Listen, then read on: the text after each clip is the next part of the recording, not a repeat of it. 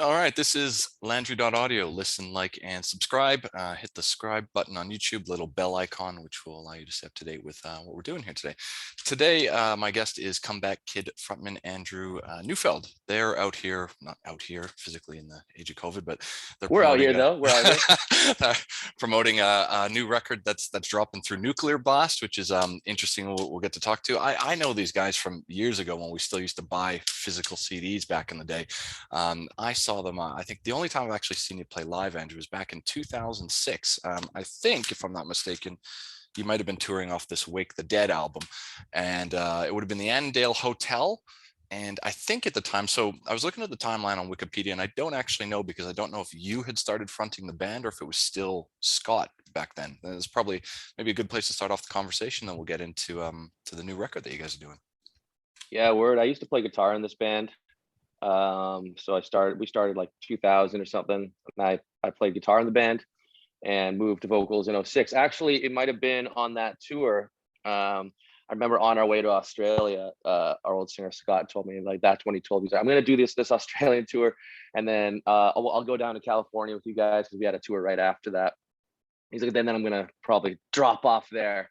So we had a whole another half an American tour going, and then we just kind of didn't ever stop. Like, he went home and I started singing. We found a fill-in guitar player to take my spot, and it just never, it went so fast that it just never stopped. So, Yeah, you right. know, that, So that there that was wasn't about I guess a conscious decision, like you just kind of effectively took it over. There wasn't I guess a debate about yeah, bringing someone else in or anything along those lines. I'd filled in singing. Like, I think there was one tour we did, I think it was across Canada, like Bane and Strung Out or something like that. And we were younger and really wanted to take the tour, and then he had to like move out, like move apartments midway, and we're kind of stubborn. We're like, no, we're doing the tour anyways.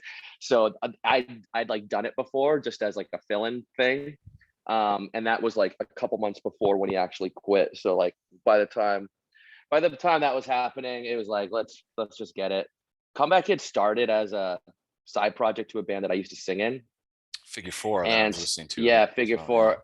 And so when I started Comeback Kid, I wanted to play guitar in a band, but just with the vocals, I'd always like produced Scott's vocals with him in the studio and worked on lyrics with him and stuff. So I mean, yes, we could have probably tried to like seek someone out somehow, but it just made the most sense. And here we are 15 years later, and I'm still in it. So Where just to I guess segue a little bit, I'm a little bit more of a metal guy, so I really enjoy Comeback Kid, but it kind of it verges a little bit more into I guess puncture territory than some of the other bands I listen to. So Figure Four has a little bit more of a straightforward hardcore sound, and Comeback Kid has more melodies in it. When you were sort of switching over, do you come from that harder edge sound or more the melody based sound? I came up through, like, I got into hardcore through pop punk, and just like Propaganda, even bands like MXPX when I was a baby. I still remember my first time seeing Green Day Dookie video. Right. Yeah. But so yeah, obviously came from hardcore, from a more pop, punk kind of side. And I know that some people will get into hardcore through there, like when they're a kid, they like new metal or whatever. There's always these different ways to find hardcore.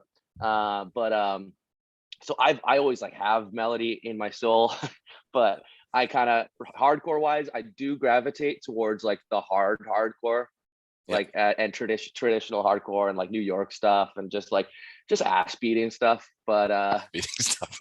yeah, Yeah. I Right. like to Yeah. I do I'm yeah. I've been about it. So that we take some of that harder element and we mix it with the melodic stuff, and so you're Yeah. gonna get kind of both sides of that spectrum with Comeback Kid, because we try to like do different kinds of songs on every record. We're not trying to make like we try to make the record ebb and flow, and we realize that sometimes sometimes every record's gonna have like a melodic song or more punk leaning song, and then every record's gonna have maybe a more metallic song, or every record's gonna have like a bouncy like Madball song, you know what I mean? Yeah. So Yeah. there's all these elements, so we're aware of that, and that's fine. That's what makes it fun for us, just like as songwriters.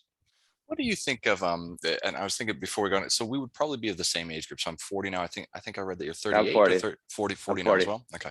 So, when you're talking Dookie, I think I was in junior high. We're talking Much Music, probably grew up listening to Strombo do. Well, what was our version of Headbangers Ball up in Canada at the time? Yeah, yeah, hell yeah. So Strombo interviewed Figure Four one time oh, when did they?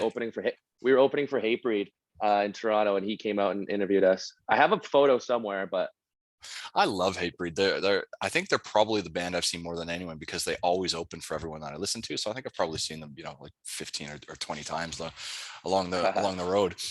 Where I was right. going to go with that, because we're talking about punk and hardcore. So I think, like, going back then, my first gig that I would have went to would have been like Chicks Dig It, if you remember them, and then Gob was really big around that time as well when I was in high school.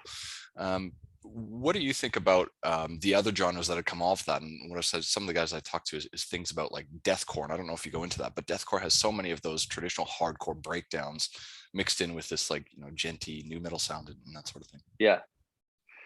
Yeah, no, it's cool. I'm not like a huge gent guy, but like it's cool. I like Meshuggah and stuff. Isn't that the originators of gent? I think so, yeah. Also Nuclear And Blast. I think they've been on that label for like 25 years or something. yeah, and no hate on it. Like I like it.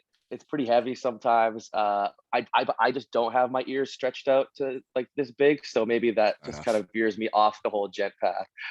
Okay, cool. So you guys have just dropped your latest album. It's the second one I've seen with Nuclear Blast. So there's probably some interesting things to talk about your move from Victory over to Nuclear Blast. But how did you guys record right now? I mean, all of you guys are living in different areas of the country. Are you doing this?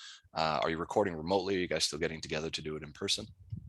Yeah, totally. So like we live in the band's from Winnipeg, but I'm out in Toronto, and 3 guys are in Vancouver.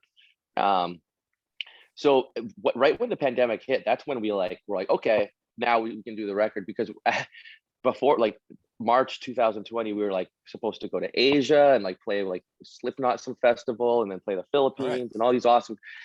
And then it just looked to be like a crazy year, and we're like, yeah, we'll like right in between touring. But so that would have made this record take even longer. But yeah, we just kind of got down to doing it, and kind of gave us like a good purpose during like the whole the first year of all this shit. And we would just send email stuff back and forth.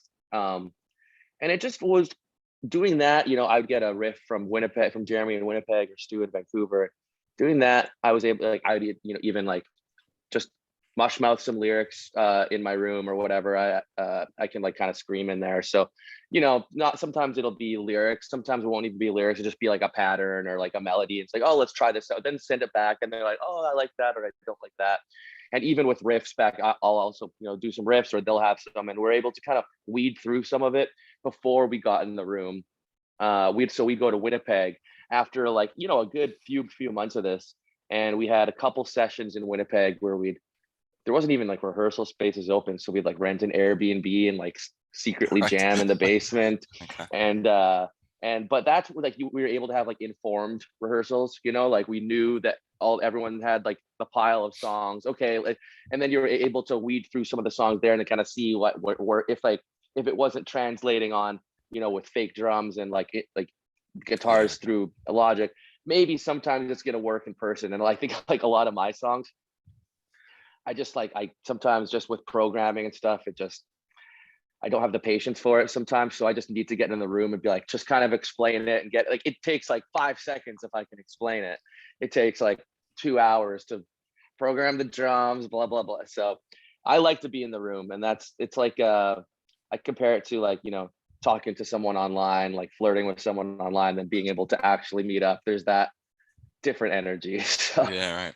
So I'm not a musician or anything. So is there a substantial difference in because going back like a decade or so, I remember especially in the metal community, everyone talking about doing everything through Pro Tools and like doing a riff and then looping it and all that. So is that still fairly common, or have, for a lot of bands like yourself, you've gone back to doing everything kind of live in a studio environment? Oh, I mean, well, the record's recorded on Pro Tools. Funny enough, we did all our demos on Logic and GarageBand, which is like the Apple one. Yeah. we recorded the record on Pro Tools, and then when we sent it to New York for Will Putney to mix, and he mixed it back on Logic. So it's been through a couple different programs, and it's just users, like kind of just like player's choice when it comes to like how you're going to record. But definitely when you're sending demos back and forth these days, like this time around, there was a lot of like programming drums, putting it in, and then like once we get in the room jamming, the drummer knows what your like idea is already, but then like Lauren, he'll know kind of like what to do, and then you can kind of make the stuff a little more groovy when you're in the room together and kind of explain stuff that maybe you wouldn't be able to pull off when you're like programming it or something, you know? Yeah. And so where do you think this album fits into your catalog overall? I mean, artists always say, "Oh, this is definitely our best album," but I mean, I guess when you stack it up against the rest, is there anything that you're hoping to achieve this time around? I always view every Comeback Kid record. We've had like 7 full lengths. I always view them as a different era in my life. And, you know, every time we have a new record, we work so hard on it. We've been working on this for 2 years. I've had it like in the bag for a half year already. I always think it's the top tier Comeback Kid every time we do a record. I'll tell you what, this is definitely the heaviest Comeback Kid record. Me and Jeremy are the other like guy that founded the band with me. He plays guitar. We have always desired a little bit of a heavier tone. And even you were saying like we kind of have a little more punk rock leanings. You'll hear in our early records, yes, it's like heavy. But then we went to go record with Bill Stevenson and Jason Livermore, which are Bill Stevenson's from Descendants, and he has a studio called The Blasting Room. But so you'd have Wake the Dead and Broadcasting on there, and you can tell it's a little bit more of a punk rock tone, maybe some more Marshalls and this, that, the other. And then when we moved to Kyle Black as a producer, which was for a couple later records, we were getting there. And then, but Will Putney, who mixed the last record, he's like Tone Zone. He's selling his tones and stuff and everything. Yeah. But it was kind of happy accident. We actually got a bunch of tones in the studio live, and we were kind of cool with it. But in the back of our minds, we're like, okay, there's the possibility to reamp, which is when you'll take what you've recorded and then play it through an amp again, and then you'll mic it again, but you'll get a different guitar tone.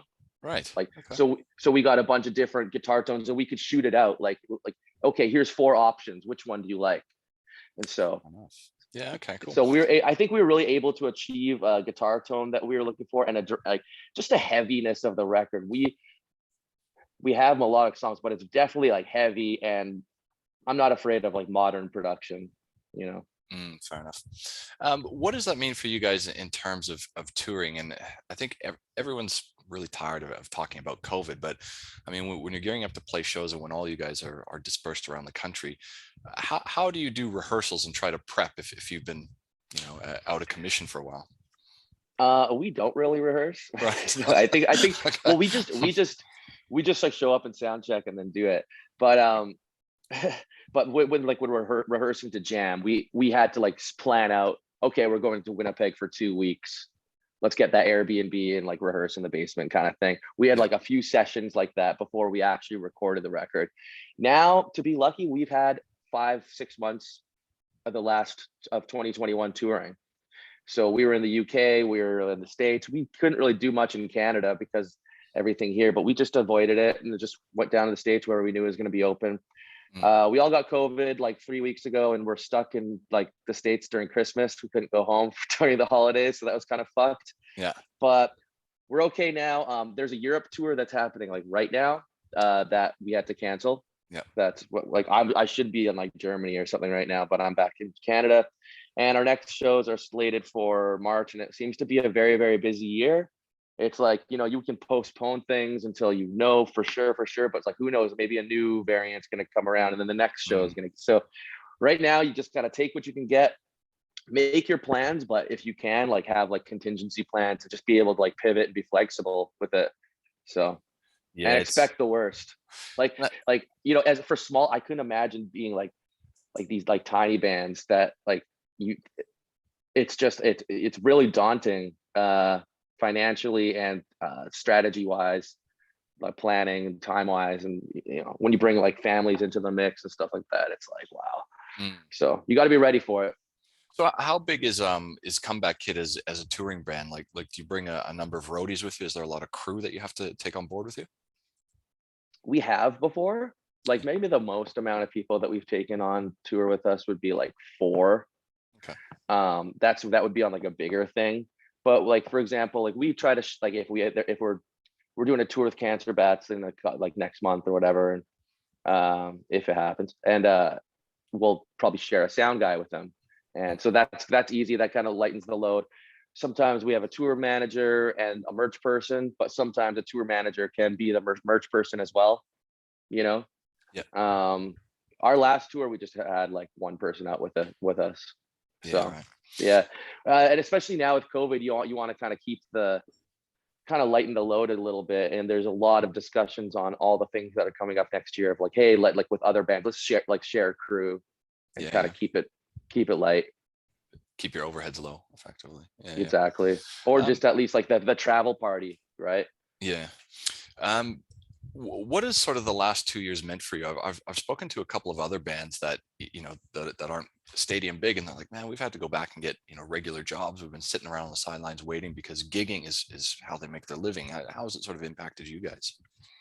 100%. Well, like I said, like we started writing right at the beginning of the pandemic, and so that kind of gave us purpose. For the first bit, not too much work going on, but then I started shifting into working in film, and like I was like doing like helping my brother. He does a location. He's a location manager on commercials, Okay. and then I would do like driving, like for like I drive like cast and crew on movies and shit like that. And I know the other guys definitely were like doing like Uber Eats and this, that, the other, and Yeah, right. Yeah, yeah. So, but having the record gave us, well, we got a budget from Nuclear Blast to record, so that's kind of sick, Yeah. and it just kind of gave us like a purpose and like on a goal, and that's why we got the record done about 10 months ago, and then we were like, okay, like let's get to the States, and like so last summer, your winter, it was on Yeah. for us. Like we've just the last 6 months, it's been go go go, and like just trying to get it in as much as we could where it's like actually happening, Yeah, cool. Okay.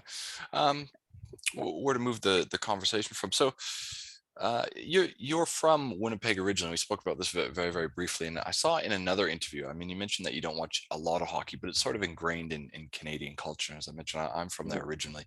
Many years ago, the Jets were sold off to Minnesota, who became the Wild, and Winnipeg didn't have a team Yeah. for a long time. And in another interview, you were mentioning like culturally, just the revival that went through the city of Winnipeg when hockey returned there. Tell us about that, because I fundamentally understand what that is, but it's kind of living in a Yeah. major Canadian I city mean, without a okay, team. we being from growing up with the Winnipeg Jets, it's, we have our hockey team, and Winnipeg's been pretty far from the rest of the world. Mm, Like the closest American city that's like kind of popping is Minneapolis. So I used to drive as a kid to Minneapolis for shows, and it's like an 8-hour drive, right? So yeah, um but to have like a national team was really fucking cool, like, and something to take pride in. And I think they got sold to Vegas, if I'm not mistaken. And so just for like 10 years, or I don't know, 15 years, like there was always hope maybe the Jets are going to come back. And like, when they finally did, the city went wild, and those like street parties where everyone's like, yeah, whatever. And actually, I think that the main paper of the city, Winnipeg Free Press, there was like a guy like, and he had the Comeback Kid shirt, because it almost looks like it's a Jets ripoff shirt, yeah, yeah. but it doesn't. But it says Comeback Kid. So I'm glad we haven't gotten that cease and desist yet. But Well, I mean, and it's funny because it says like I don't follow hockey that much, but and then if I'm not mistaken, the actual band name is influenced by the return of Mario Lemieux after his back problems, which is do I have that the correct? comeback kid, yeah. It was just like a headline in the paper, and it said like, the Comeback Kid. and we were looking for names. I had a lot of shitty names, and that one seemed like the one. And Yeah. it hasn't aged too bad. I think we're still in a decent place for it. So Yeah, fair enough. So do you guys still consider, there's a lot of bands that start in a place and then they move out of there, but do you guys still, I guess, consider yourself classically like a Winnipeg based band then? yeah, we kind of rep that, and our business is licensed there, and that's where my actual home is. Yeah, fair enough. And what's so as I mentioned, I grew up out west in Vancouver and in Calgary, and I always heard this reputation about Winnipeg. It's sort of like two things. First of all, is the massive dumps of snow that they would get overnight. So you get like 40 centimeters of snow overnight. But also apparently Winnipeg has what we would call bikier, like really big biker culture. And apparently it's like Quebec and Winnipeg have some of the largest areas for like bikie wars and all those sorts of things out there. It's crazy because when I go back there, especially in the summertime, you're right. It wasn't like that when I was living there.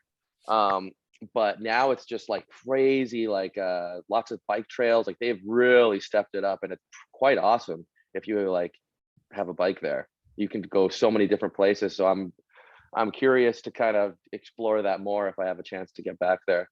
Yeah, cool. But I actually like moved away in 2008 or something, because I had a girlfriend from Byron Bay in Melbourne, and Yeah. and I was like, yo, there's no chance that she's gonna want to like live in Winnipeg. And so she flew out in like February. It was -40. We got in a van and we drove to Toronto, and yeah. Yeah, so only because you segue there, it was so I think Parkway's from Byron, which is right up on the northern coast of New South Wales. I think you've done a few tours with them in the past, and again, I'm 40 now, so I'm not a scenester or anything. I just kind of listen to the bands that I know, and I'm introduced to other bands. But what's wrong with being a scenester at 40? Nothing. I just got 2 kids, and I'm trying to stay afloat and pay the bills. That's all. So you do what you can as you get older. Yeah. There's probably a cool couple places to move there, but I didn't realize how massive Parkway Drive had become. They were, I don't know if they're at, but maybe about 5 years ago, it was like they were the band on the scene. I saw them as like the headline band for most European festivals, and I had no idea that they were that big. And I assume that you know them quite well. So it's interesting for me to see an Australian band at that sort of level internationally. Totally. Our first time coming to Australia, we played Byron Bay, and we played in the like Parkway Drive guys like basement, and so there's like 10 of them, shirtless dudes and a few girls in there, like. Yeah. We just played for them in the basement. This would have been again like 2004 or something like that. And then when they first started coming to the States, I remember there was one tour, they were 1 of 5 on our tour. We were paying them out of our own guarantee. Yeah. Actually, our bass player at the time, Kevin, married the drummer's sister, and he lives out in Gold Coast right now, I believe, or Byron or Brizzy or something. Yeah. So there's that connection, and then they just started getting higher and higher on bills, and then they surpassed us like tons of bands do, and now they're like festival headliners. I know like our booking agent in Europe books them, and I remember he was telling me about a show one time where it was like, I don't know, I think it was Metallica or something. And he like put Parkway on as the deadliner after, like they just wanted. I'd never heard that. Yeah, right. I'd never heard that term. I'd never heard that term before, but I guess Metallica had to be done by a certain time, so there's another stage, and they referred to it as a deadliner. And after that, like everyone stayed, and just after that, I think it just somehow like carried over. This like they're like the new big metal band. Yeah, it was. And it's bigger than ever, and I wonder if seeing it explode in Australia, like it's the same with Amity Affliction in Australia. I think it's when the rest of the world sees a band like explode in Australia and become an arena band there, does it almost like somehow translate into like other parts of the world, So yeah, I don't know. The other band that I'm really into that seems to be getting enormous is Thy Art Is Murder, but they're more into that, very, very sort of heavy. I like Thy Art Is Murder. So, yeah, I like those guys a lot. Yeah. Interesting. All right, where did I want to go with this? I was sort of sitting in the pocket and go, I don't know what I'm going to ask next. The probably a good place is you guys come from a hardcore label. So, you mentioned Parkway, who are, I think, primarily signed to Resist over here. I've got a lot of bands from Victory Records, but this is your second one with Nuclear Blast. So it's interesting to me because, Victory is traditionally a hardcore label, and I know Nuclear Blast for a lot of the more traditional, European-based heavy metal bands I listen to, but it seems like Nuclear Blast has really gotten big over the last, sort of 10 years. So do you want to kind of give us a bit of an insight in what that means in changing label? I mean, is that a decision by your manager? Do you shop a new deal? Do they come to you? How do you decide, and what are they offering to you for you to say, okay, yeah, we're ready to, make a change? Yeah, for sure. So we're one of the rare bands that actually like got through our Victory contract. I think we did 4 records with them. So, and that took about 15 years, I want to say 14 years to do 4, so it was a long relationship, and they've they're a pretty funny they have some pretty funny stories you've heard about Victory, but they really like exploited our band at one point when especially when the Wake the Dead record came out. I mean, that was a huge moment for us. And it's always been a gradual growth, and so we fulfilled our contract with them, and then we were searching for a new label. A couple came to the table, some American labels. There was one particular American label that it was pretty much going to go between the American label and Nuclear Blast. And I think at the time we were feeling like Europe was where we were making most of having like kind of most of the success, and it was going the best. So, and a lot of festivals in Europe and stuff. So, and that really kind of became a big part of like our touring, is like focusing on always doing the festivals in the summer and that, and just probably spring. And we just felt like having a label like Nuclear Blast that has such a presence, especially in Europe, would be the right move. And so that's kind of how it went. And they've kind of even gone through change as well. We've been on the label. They sold their company to a digital distribution company called Believe. Right. And with both with all labels, it's like you just have like what you're able to do with a label is just access different people to help you with things that you can't do yourself. I mean, yes, they make records for you, but they can also help with some of the digital stuff and making assets, especially now with all the visual side of the band that you have we have to do. So you just get help with the Spotify's and just like little things that it's good to have a team that you can kind of rely on. And so that's been kind of where our head's been at with that. And it's cool, and like we organized this interview or a podcast with Australian publicist, and I have someone in the US doing one and someone in Europe doing some. So it's quite a few people from around the world, and we just kind of like manage ourselves, but we out like that's all on the label side. And then as far as management stuff, we just outsource people. Like I get people to help with some business management stuff with the numbers and the stuff, some of that. And we have booking agents in different territories. So there's a lot of cooks in the kitchen there. Fair enough. I always like, because again, I think we're sort of at the same age. So growing up, I remember buying CDs and tapes, and then, with Napster and everything, that went out the window. And I'm always curious how sort of bands survive now, because you hear so much sort of negative feedback on the deals that are being done through Spotify and how that money doesn't really reach artists. But a couple of years ago, I spoke with Brian Slagle, who's the CEO of Metal Blade Records, and he was saying like, we're doing better now than we ever had before. We've been able to organize these contracts with artists. But I think there seems to be sort of a combination of both the recording, the touring, and the merchandising now, where labels are all tied in together, and you're trying to maximize your earnings off of that. Can you just help us sort of understand? Because normally it used to just be go buy the CD, buy a t-shirt, go see the band on tour, and that still seems to be the case. But I'm just kind of wondering underneath there, how do you kind of survive through all this these days? I think generally the way that most bands make their money is like touring, so playing shows and merch, and then online merch stores. And then depends what their deal is as far as like publishing, and if you're, if you're getting sync stuff. Like hardcore, heavier music doesn't really, I don't generally make tons of money off that. But an interesting conversation. I was talking about publishing recently with a lawyer that's helping us out, and he was saying that the thing with like heavy music is, okay, so that has really been highlighted, especially now during the pandemic, is, okay, say in the physical days, a band sold 1 million records. They probably have 1 million fans, right?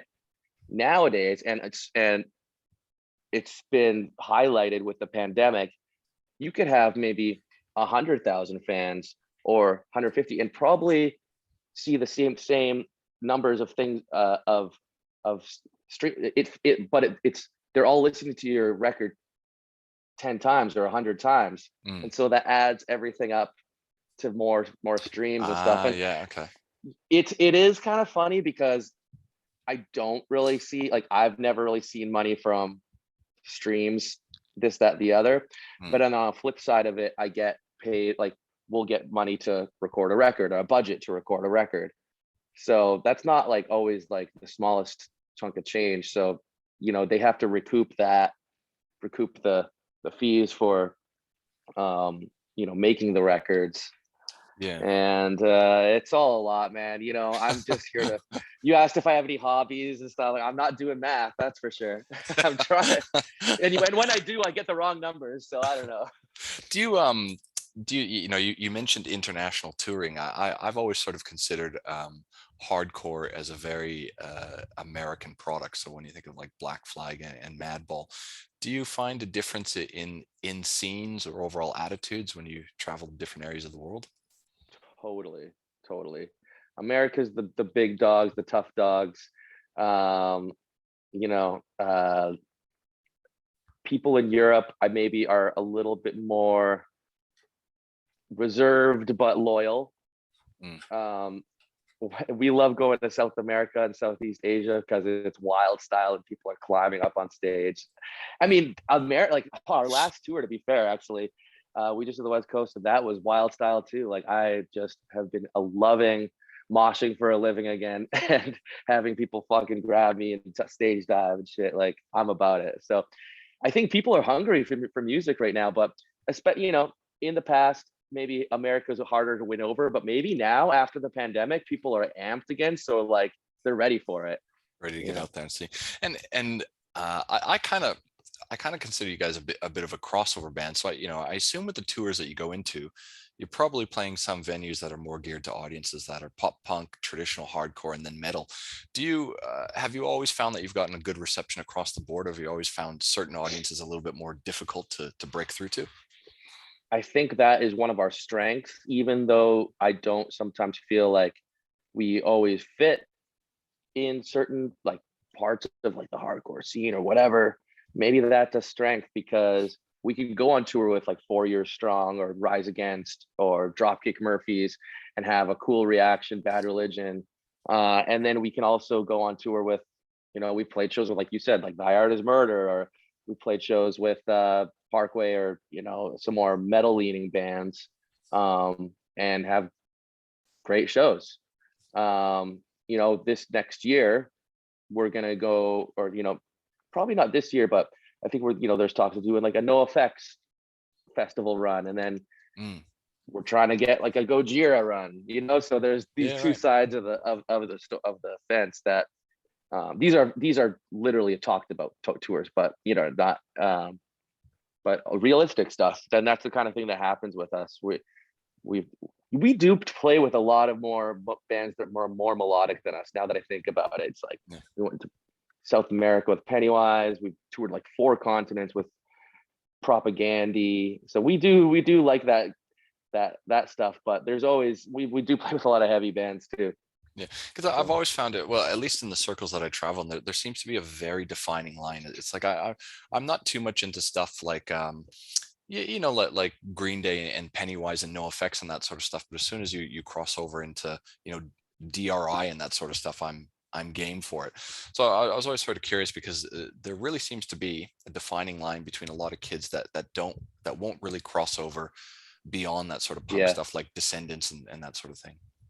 We definitely have to win people over sometimes if maybe they don't know, but I like that feeling of being able to win a band over, a crowd over. I would love to tour, like you were talking about some crossover stuff. Like I would love to tour with Municipal Waste. We've just played once or twice Yeah. with them at festivals, or we played a show in France with them somewhere. And again, I felt like it was a moment where like we won them over because it was just like it was a banging show. So, and it was really wild. So I've been listening to all this like thrash from the late 80s and 90s again because I'm on Reddit, and as I said, you stick to the traditional stuff. And so you mentioned Municipal Waste, like Toxic Holocaust, and all these guys are pulling out these bands that are on like Brutal Assault and Demolition Hammer and all this stuff that I initially overlooked, but it's just absolutely raging thrash metal that seems to be really influenced by stuff like Cryptic Slaughter back in sort of like the mid 80s. And it's pretty totally cool to be reintroduced to music that you missed that's 30 years old.